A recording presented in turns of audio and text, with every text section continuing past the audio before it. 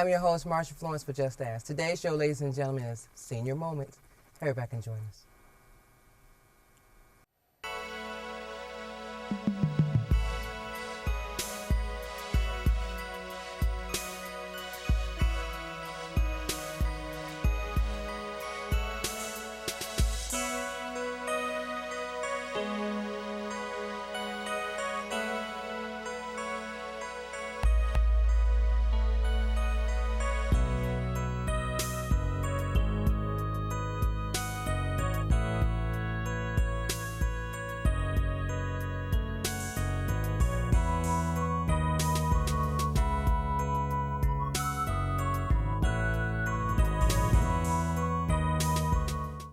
Hi, I'm your host, Marsha Florence for Just Ask. Today's show, ladies and gentlemen, is Senior Moments, and we have with us Dr. KHEPHERA Jesal, better known as Dr. K.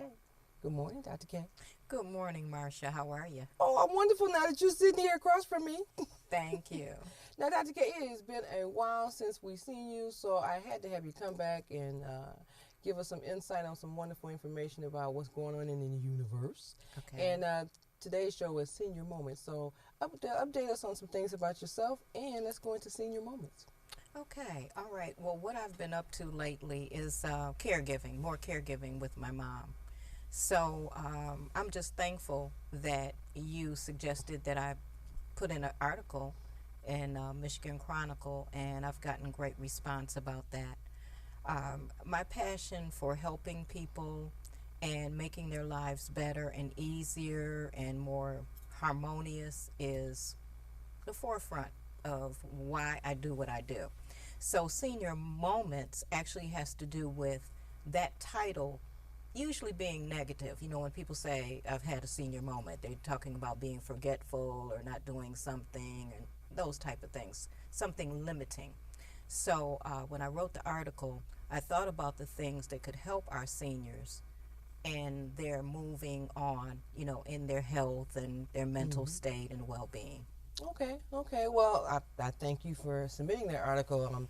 Yours, amongst mine, and many more, was just received very well. So I know that a lot of people, like you said, perceive the word senior moment as negative. Yes. But in reading your article, it wasn't. No. Okay. So in caregiving, it does have an effect on you when you're trying to maintain a personal lifestyle and care for a loved one at the same time. And so by that being combined together, sometimes it pulls on your energy level that you say, well, I've got to put in more time with caring for my elderly parent. Got to put this on the shelf right now. So tell us now, for you, are you able to balance both at the same time? Or because you look refined as always, so how's it going? It's going along great. You know, one of the things that's real important is that for caregivers, we've got to ask for help. And we've got to have a support team because there's got to be a balance because it is an energy drain. Especially if it's a parent and a loved one that we're taking care of, and to see them with diminished capacity. And we were not prepared for this. I don't remember growing up and knowing people with Alzheimer's and dementia. I don't even know if those words existed back then. But what I find is that whatever we need to do for our seniors, we need to do that for ourselves. Oh, yeah. So we need to have a break and take care of ourselves. Oh, yeah, because Yes. we put in a lot of time and a lot of energy to take care of an elderly person because you're saying, well, let me make sure they have something to eat. Let me make sure they go to their doctor's appointment. Let me make sure that they're resting well.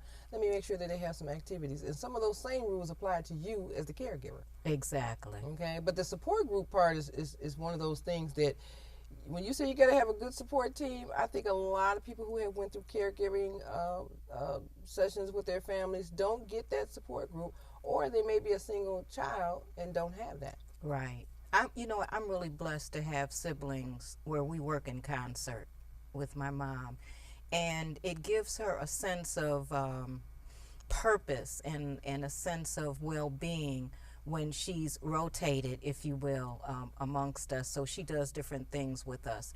The type of care that I give her is more intimate. I give her massages. I walk with her where I live, and we're in nature and different things like that.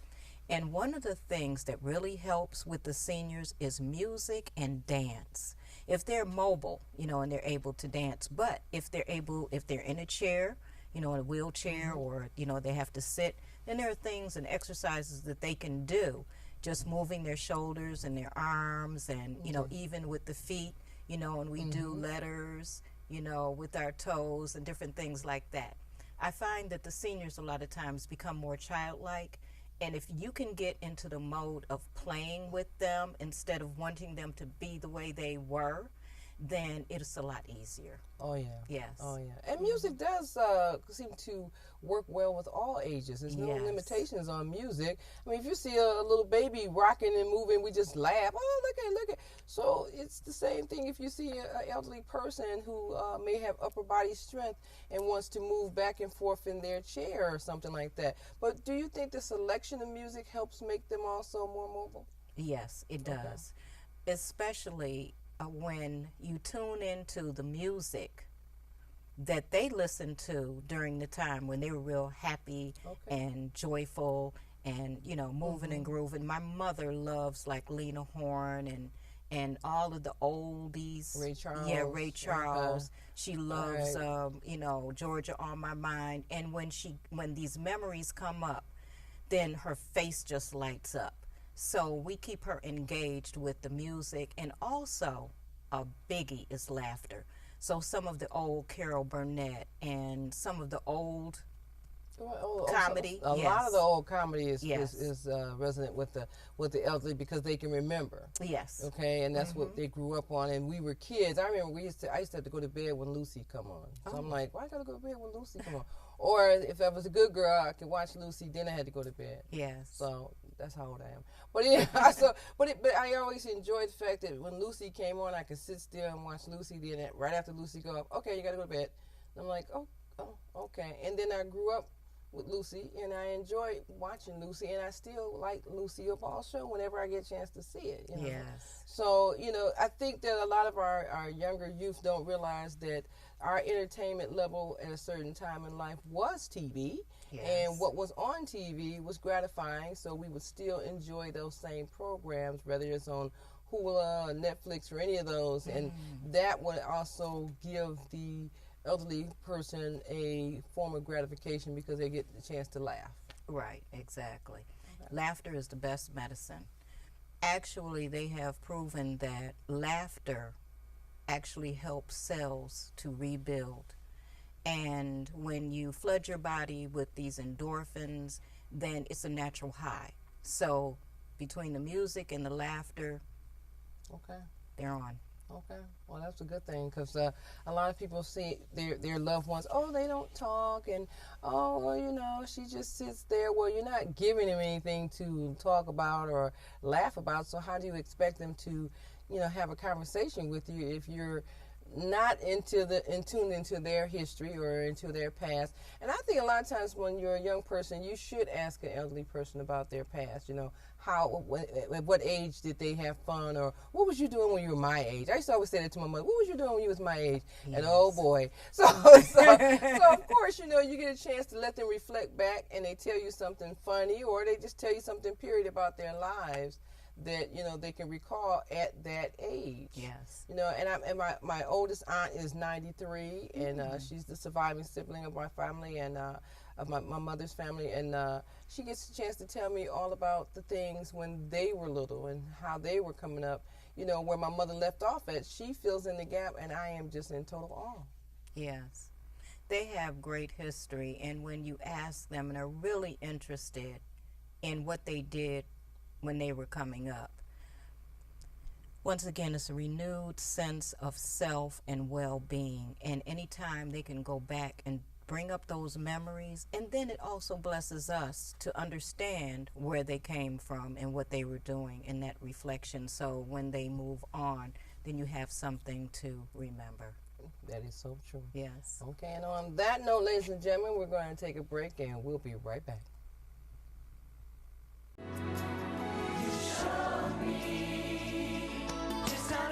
Appreciation. Pass it on. A message from the Foundation for a Better Life. Come home. Over 1 million Americans at risk of foreclosure have been helped by making home affordable. Find out now what your options I'm are. home where I belong. And welcome back to the show. Now, ladies and gentlemen, if you're just not tuning in, we have KHEPHERA Jesal, known as Dr. K, with us here today. And we have a program called Senior Moments. Now, a lot of you are at home telling me, yes, I'm having a senior moment. And maybe you don't have anyone in particular that will care for you, such as a child or a niece or a nephew or something. But there are some things that you can do to better take care of yourself. And so we're going to discuss those things. And like I said, if you ever have a show idea or if you have a question about any of our past guests, 1-800-323-5336 at the bottom of the screen. Email, Twitter, hashtag, all that good stuff. So, Dr. K, now, you know, we talked about the mobility part about a senior exercising, but there's a little twist in there. Sometimes when our seniors fall, you know, we don't know if that's a good thing or a bad thing because we all get scared. Oh, my mother fell. Okay, so can you give us a little insight about when seniors accidentally fall and hurt themselves, or they just walking and their knees give out? Okay. You know, part of the reason why this is happening, and I'm just making this up here, part of the reason why that happens is our soil is so depleted of minerals. The building blocks for the foundation of our bodies have become weaker. The amount of sugar that is ingested has increased. The amount of carbonated drinks, it used to be this size, now it's this size. So when you do that to the body, when the body is taking in these corrosive materials, then it starts breaking down the foundation. I found out from a nurse that said, Dr. K, you know, it isn't that the seniors, you know, we hear they fell and broke their leg or they fell and broke their hip. She said what really happens is that their leg breaks or their hip breaks and then they fall. And once again, the foundation, the bones, the body starts pulling the calcium from the bones that it needs for the brain and for other functions. So that's when they collapse. So what you want to make sure is they're getting proper nutrition. That is primary, not only for them, but for us too. Because we don't realize that the building blocks, once again, the calcium, the magnesium, the zinc, all of those building blocks, if they're not present, then things have got to deteriorate. So there are some things that we can do for the seniors. And if we have problems with them as far as their mobility, there's chair exercises. And another thing that strengthens the seniors, and it's actually probably about 4 different things that it does. Massage therapy. Oh, yeah. Massages help to improve circulation, respiration, muscle tone, the feelings of well-being. When I give my mom a massage and I put her on the table, she's like, oh, this feels so great, because who touches the seniors? Right. Okay? Right. And so I rub her down, and then I cover her up and mummy her with warm towels, and she looks like a baby. So we go back to that, you know, to the feelings of well-being, and that's where they get their strength. That's where they get their emotional well-being. So as much as we can do with that, it really helps. You know, a massage overall, and it doesn't have to be deep tissue. That's what people have realized. There's so many different levels of massages, and you don't have to hurt a person to have a massage, but to have one and to have the impurities released from the body, the tightness, the tension and everything, it is such a great feeling that, to me, you know, I'd rather take that same amount of money that somebody said, well, I'm going to go out to dinner. I can have a massage, or if they say buy an outfit, I can put it on a massage, because that massage goes a long way, especially when you have a stressful life, some problems at home or the job or whatever, and you just need to be broken down. Okay, so I believe, and I used to give my mother massages, and she would just smile at me, and I would laugh and say, that was a good one. She said, and would sleep like a baby. Yes. Definitely go to sleep just like a baby. But another important element that I think goes along with massages is keeping your elderly person in yourself hydrated. Yes. Okay, it's easy to fall out of line with not liking water. What is that about? Well, it's a couple of things. The beverage that's being promoted, there's so many different beverages, okay? And when we start putting, because I remember coming up and we were, had our drinks, but we had tea and enormous amounts of sugar. You know, we made the other drinks with sugar, sugar, sugar. But one of the things that I remember coming up with, if anything was hurting, if your stomach was hurting, your head was hurting, first thing they said, drink water. Then after that, they cleaned you out. So when we do internal body maintenance, it helps the whole body to be able to restore, regenerate, and heal. So the hydration part, there's nothing that replaces water. You know, people think, well, if I drink tea, if I drink coffee, if I drink, you know, this colored drink and Frosties and smoothies, then I'm getting, you know, a liquid in. There's nothing that cleanses, detoxifies like water. The main reason why seniors have, and us too, if we don't drink enough water, you know, water conducts electricity. We need electricity in the body to send signals. If we're not getting signals to the brain, then the brain is like, flatlines. So what happens with seniors a lot of times is they lose their ability to get thirsty. And I remember going to see Dick Gregory, and he talked about that. He says, go in these homes and start hydrating your seniors and watch how they start recuperating. And it's like a plant. You know, if you let a plant, you know, get dry, and then it wilters. It wilters. As soon as you give it water, then it starts coming back. That's right. So a lot of times they come back with proper hydration. Well, a lot of times you can't get a person to drink water because they say, I don't want that. I don't like that. Now, I know of my neighbor's mother was ill and she wasn't drinking water, and I said, give her ice chips. Okay. And she ate the ice chips. She let them give her the ice chips. And they was like, that's the first time she had some all day. She hadn't had any water. Well, I know the ice chips was not enough, but I had to get them to realize there was something that you could do to get some form of water down in her system just to get her started. And it was the ice chips. So now, do we need to add lemon or cucumbers or something like that to the water so that the senior as well as ourselves will at least consider taking a drink? Because some people just fall flat out with water. Okay. Well, I would say to infuse the water with the lime, the lemon, the cucumbers, so it gives it some flavor. But not all of those together. But no, not all of those together, but individually. Well, the lemon is a natural detoxifier. So that's excellent. And cucumber, you know, you put your cucumber or your lime and infuse the water. But something that worked with my mom really well is to put a straw in the water. They will drink more. That's why they put straws in your drink at the bar, because you're going to drink more of it. So when you get more water into them, and once again, if it's got some kind of flavor, and then once they start rehydrating, then they'll start asking for it. Okay. That's good, because a lot of us don't know what to do. Here, Ma, drink this water, and she's looking at the glass going, I don't want a glass of water. You know, I don't want it. So, but if you put a straw in it, because you can do that to a child, and the child will drink from the straw. Right. So a straw is a trick. Okay. Yes. Okay, but that's a good, good way to do it, because not only are our seniors slowing down in drinking their fluids, their eating habits are changing. Now, my thing is for eating habits, most people don't realize when you get a certain age, your fingertips and stuff are sensitive. You don't want to burn your fingertips. So if you have meat, take the meat off the bone for the person, or cut the meat up and put it on the plate. Don't just give them the hot piece of chicken and say, here's your dinner, or the vegetables that's not cut up, and you just want to give them the plate and say, well, aren't you going to eat it? And they can't cut it, or they can't chew it. One of the two, or break it off because their hands are sensitive. Their skin is sensitive. You know, I mean, we have a lot of things we could talk about with the senior moment. So let's go to another break, and we'll be right back. Everybody needs a helping hand. Take a look at your fellow man. Tell me, what can I do today? Courtesy. Pass it on from the Foundation for a Better Life. And welcome back to the last half of the show. Now, ladies and gentlemen, I'm learning a lot today about senior moments, and I hope you are too.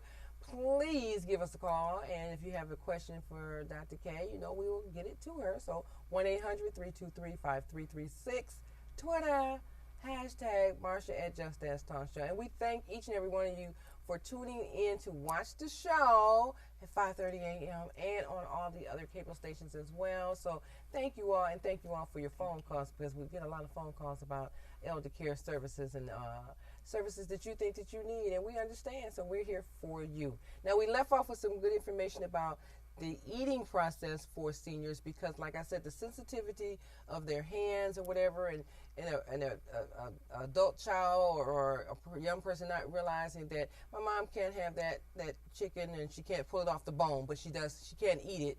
It's just that she may not be able to either digest it properly, Right. or be able to eat it like she used to, pull it off the bone, things like that. Okay. What do you say to that? Because there are some foods that seniors should actually tune into that will help them gain bodily strength or give them more zinc or something, or what is it?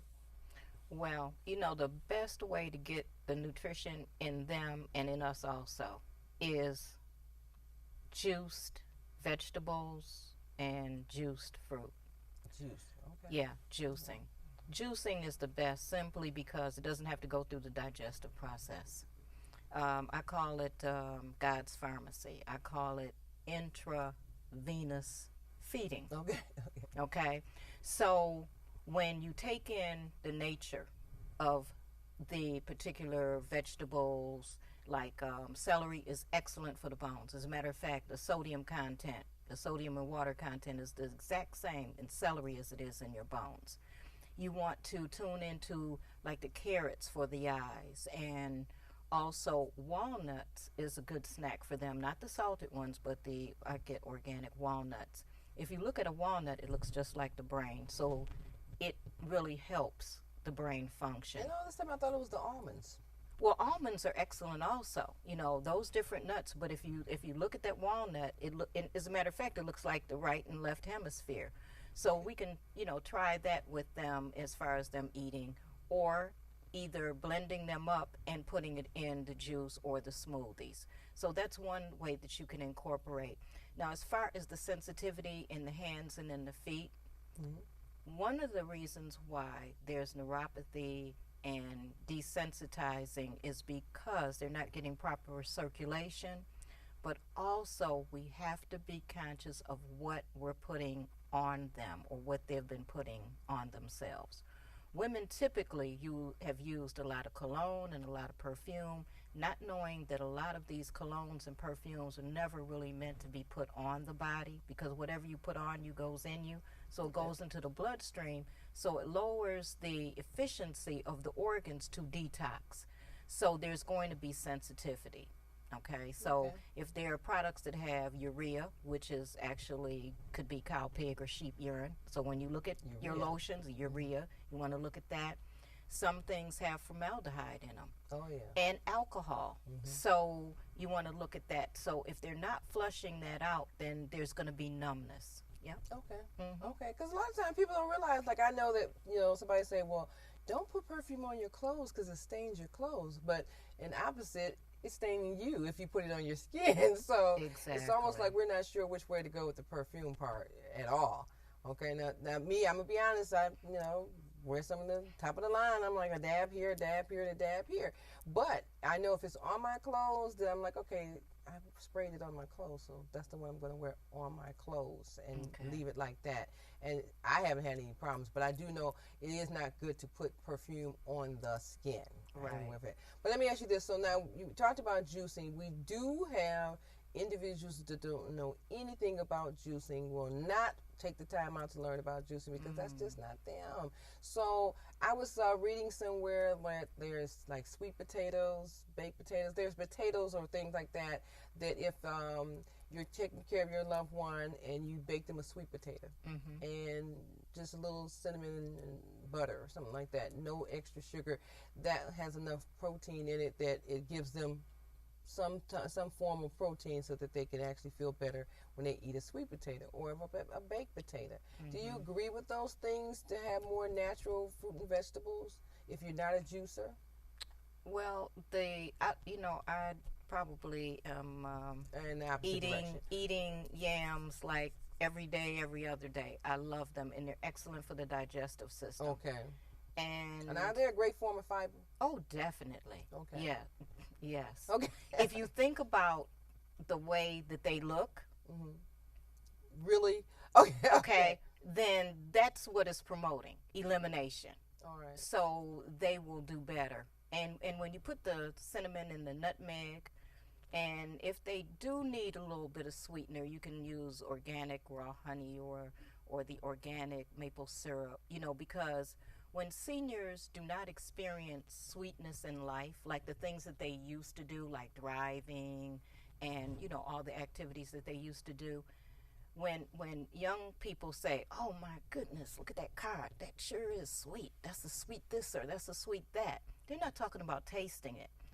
So when seniors don't have the sweetness in life that they used to experience, to give them sweets. That's why a lot of times they want the candy, they want the sweets, but give them something more natural that won't be so debilitating. Okay. Yeah. Okay. So some of the vegetables that are more natural that you can steam or you can boil or broil, whatever like that. Yes. That gives the senior the to me it puts the taste back in their mouth, that they can Right. actually taste that and enjoy that instead of saying, you know, what's for me to eat, because I'm totally against a white sandwich. Okay, a white bread Oh, sandwich yeah. to me is just out the question for anyone, because we look at things with our eyes and determine if we're going to eat it, wear it, or use it. Right. Okay, so food should have a look upon it that a person can say, I want to try that. Yep.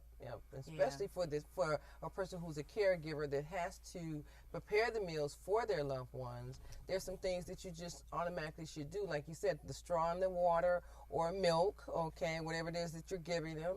I believe in liquid forms of medication. If you have to give your elderly person medication, I will always suggest that you ask the physician to give it to them in liquid form. And liquid form does cost more, but you can get it down better and they'll take to it longer, because medication takes the flavor out your mouth. Somehow medication dries out your mouth, and you just don't, you get tired of taking pills and then you don't want to eat. Yeah, you know, they found that, well, it was a guy who owned a porta potty business. Okay. And what he found is when they'd spray it out, you know, clean it out, he would see this medication in the bottom. It's like these people are taking it, but it's passing right through, so they're not absorbing it. So that may be an alternative, but I have a recipe that is good for the caregiver, children, as well as the elderly. I use organic apple juice, put it in the blender, and I use organic banana and some unsulfured organic blackstrap molasses, and that combination tastes so good. It's sweet and it fills you up, and then it refreshes your body and you get the nutrients from those three ingredients. Okay. Yeah. You know you got to put that on the web, right? Yes. Okay, I will. okay. She said, okay. So it's just 3 items, but you put them in the Yes. blender. A little ice or anything? You don't have to use ice. Okay. No, you don't have to use ice. You can just put those. I mean, the organic apple juice is usually Apple chilled, juice is but okay. yeah. But if you wanna make it into a smoothie or something more like ice cream, this is what I do with the organic bananas. I peel them, break them up, put it in a Ziploc bag, put it in the freezer. So when you put it in the blender, then it tastes already like cold. ice cream.